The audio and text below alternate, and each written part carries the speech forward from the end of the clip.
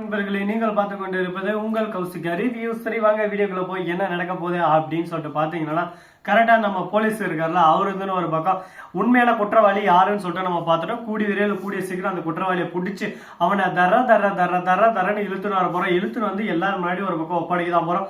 நீங்க எதுக்கும் ஒரி பண்ணிக்க வேணாம். அது மட்டும் இல்லாம விஜய் நீங்க எதையும் நினைச்சு குழப்பிக்க வேணாம் அப்படின்னு சொல்லிட்டு வீட்டுல இருந்து பேசிட்டு போறாங்க. அந்த சமயத்துல சரி ஓகே, இவர் சொன்ன வரி எல்லாமே நல்லாதான். அந்த ரவுடி பேரு சொல்லிடுறாங்க, இந்த மாதிரி ரகுதாவை எங்க இருக்கான் அப்படின்னு சொல்லிட்டு லொகேஷனை கூடிய வரையில் நாங்கள் கண்டுபிடிச்சிருவோம் அப்படின்னு சொல்லிட்டு அந்த இடத்துல இருந்து போலீஸ் இருந்து எல்லாருக்கிட்டே சொல்லிருக்காங்க. அது மட்டும் இல்லாம உங்க வீட்லயே யாரானா இருந்தாலும் இருக்கலாம், கொஞ்சம் சூதானமா இருங்க அப்படின்னு சொல்லிட்டு சொல்றாங்க. இதை கேட்டது ராஜேஸ்வரிக்கு அப்படியே ஆட்டில் அப்படியே சும்மா நெருப்பை எழுதி கொட்டின மாதிரி இருக்கிற பக்கம் பயத்தில் அப்படியே கூணி குறுகுறாங்க. ஐயோ எங்கடா இது, நாம தான் கண்டுபிடிச்சா நம்மள ஒரேடியா ஒழிச்சு கட்டாம விட மாட்டாங்களே, இப்ப என்ன பண்றது, இந்த இடத்துல இப்படி வந்து மாட்டிக்கணும் ஒருத்தர், அவரை காப்பாத்தணும் கர்த்தரு அப்படின்னு சொல்லிட்டு இவங்களே ஃபீல் பண்ணிருக்காங்க.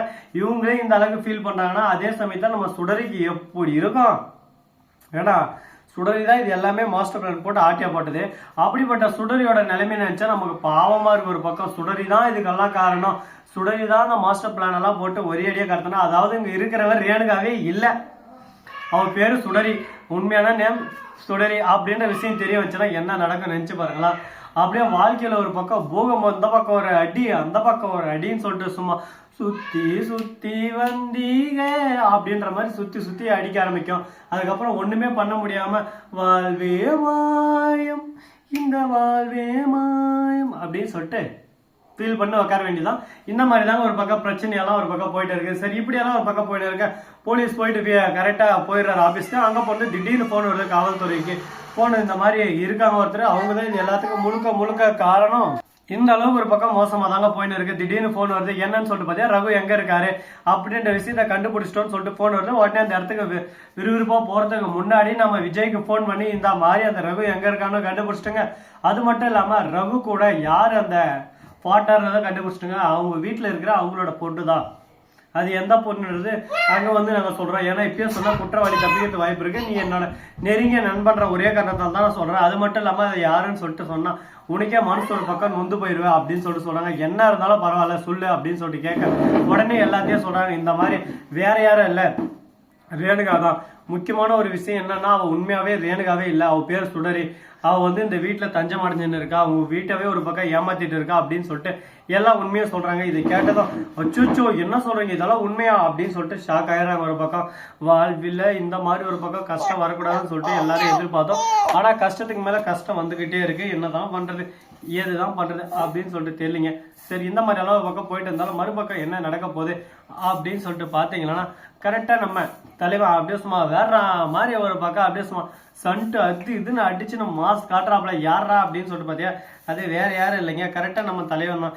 நம்ம தலைவன் பிராண்ட் அப்படின்னு சொல்லிட்டு சொல்லுவாங்க. கதிரேசன் பிராண்டா வராரு. வர்றதோட மட்டும் இல்லாம சூப்பரா இருக்கு. இந்த மாதிரி எல்லாம் நிறைய ஃபன்னெல்லாம் பண்ணிட்டு இருக்காரு. இந்த ஃபன்னெல்லாம் பார்க்கும்போது நமக்கே ஒரு பக்கம் இரிட்டேட் ஆகுது. என்னடா இப்படியெல்லாம் பண்ணலாமா அப்படின்னு சொல்லிட்டு ஒரு பக்கம் ஷாக் ஆயிடுது. ஒரு பக்கம் கொலை வெறியில் இருக்காரு கதிரேசன். எதுக்காக அப்படின்னு சொல்லிட்டு பார்த்தீங்கன்னா தான் 50 லட்சம் காசு, அது மட்டும் இல்லாம நிறைய கோடி கணக்கில் ப்ராஃபிட் ஆக வேண்டிய எல்லா டெண்டரும் கையை விட்டு போயிடுச்சு. இதுக்கு முழுக்க யாரு அப்படின்ற உண்மையை கண்டுபிடிக்கணும் அப்படின்னு சொல்லிட்டு தீவிரமான ஒரு விஷயத்துல ஈடுபட்டு இருந்தாரு. இப்ப அதெல்லாம் யாரு என்னன்ற விஷயத்த கூடிய வரையில தெரிஞ்சுக்க போறாரு. அது மட்டும் இல்லாம போலீஸ் அங்க அந்த ரகுவ தர்றன்னு இழுத்துன்னு வராரு.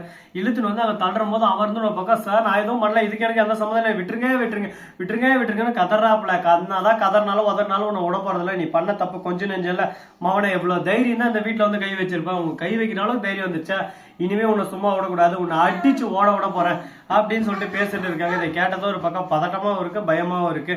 சரி இப்ப என்னதான்டா பண்ண போறாங்க முடிவா அப்படின்னு சொல்லிட்டு பாத்தீங்கன்னா, அந்த இடத்துக்கு வந்ததும் நம்ம ரேணுகாவை கை காட்டுவான்னு சொல்லிட்டு பார்த்தா ரேணுகாவை கை காட்டலைங்க, ராஜேஸ்வரியை கை காட்டுறான்.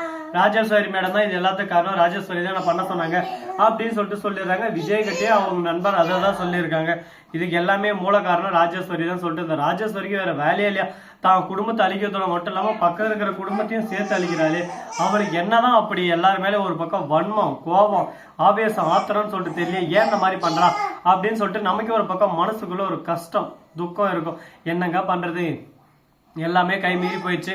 எல்லாம் மீறி போயிட்டு அதுக்கப்புறம் ஒண்ணுமே பண்ண முடியாது. இப்படி தாங்க ஒரு பக்கம் போயிட்டு இருக்கு. இப்போ என்னதான் பண்றது, இதுக்கு வேற வழியே இல்லையா அப்படின்னு சொல்லிட்டு பாத்தீங்கன்னா வழி இருக்கு. அதுக்கான நேரம் அதுக்கான காலம் கண்டிப்பா வரும். அந்த சமயத்துல எல்லாமே ஒரு பக்கம் மாறும் அப்படின்னு சொல்லிட்டு சொல்லலாம். சரி, இந்த மாதிரி எல்லாம் ஒரு பக்கம் போயிட்டு இருந்தாலும் அதே சமயத்துல மறுபக்கம் என்ன நடக்குது அப்படின்னு சொல்லிட்டு பாத்தீங்கன்னா கரெக்டா நம்ம தலைவன் அப்படியே சும்மா விஜய் இருக்காருல, அவர் வந்து கொந்தளிக்கிற ஒரு பக்கம். என்ன எதுக்காக அப்படின்னு சொல்லிட்டு பாத்தீங்கன்னா கொந்தளிச்சு அப்படியே சும்மா யாரா என் மேல இந்த மாதிரி பண்ணது, அவனை சும்மா விட மாட்டான், அவனை அடிச்சு ஓட போறான், எவ்வளவு தைரியம் அப்படி இப்படின்னு சொல்லிட்டு சொல்ல போய் பார்த்தா கதிரேசன் என்ன பண்றாரு அப்படின்னு சொல்லிட்டு பார்த்தா கதிரேசன் தானே கோபத்தோட உச்ச கட்டத்துல இருக்காரு. அப்படியே சும்மா ரணகாலத்துல இருக்காரு. மவனை நான்லாம் சும்மாவே ஒரு பக்கம் கொந்தளிச்சிருவேன். இதை பாக்கத்தீங்களா, மறைந்திருந்து பார்க்கும் மர்மம் என்ன கண்ணா அப்படின்ற மாதிரிதான் ஒரு பக்கம் போயிட்டு இருக்கு. சரி, இதுக்கப்புறம் நம்ம எதுவும் பண்ண முடியாதுங்க, முடிஞ்சு போச்சு. வாழ்க்கைன்னா அந்த மாதிரி நஷ்டம் துக்கம் துயரம் எல்லாமே வரும். எல்லாத்தையும் ஒரு பக்கம் தாங்கிதான் அவனுக்கு வீடியோ பெஸ்ட் இங்க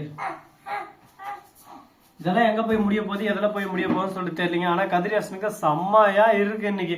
ஏன்னா கதிரேசனை வந்து சும்மா விட மாட்டாங்க. எதனால அப்படின்னு சொல்லிட்டு பாத்தீங்கன்னா கதிரேசன் பண்ணதும் தில்லாலங்கடி வேலை நிறையவே இருக்கு. விஜய் இருக்காருல, அவரோட பூஜை இருக்குல்ல, அந்த பூஜை கெடுத்தது எல்லாமே ஒரு பக்கம் அவரு தான். அதுக்கான மூல காரணம் எல்லாமே ரேணுகா அதுல கலந்துக்க முடியாது, மல்லியை ஒரு பக்கம் இது பண்றான்னு சொல்லிட்டு என்னடா நாம ஒரு கேஸுக்கு போனா இது ஒரு கேஸா வருது அப்படின்னு சொல்லிட்டு குழப்பத்தால் தான் இருக்காங்க. இந்த வீடியோவை பிடிச்சிருந்தா லைக் பண்ணுங்க, கமெண்ட் பண்ணுங்க, ஷேர் பண்ணுங்க, டிண்டிங் பெல்ல தட்டி விட்டு போங்க. அப்பதான் நான் போற அடுத்த வீடியோ உடனுக்குடன் வரும். மிக்க நன்றி. தேங்க்ஸ் ஃபார் வாட்சிங். Tata, see you. நன்றி, வணக்கம், வந்தனம், வருக தருக. சைலண்டா இருப்பேன்.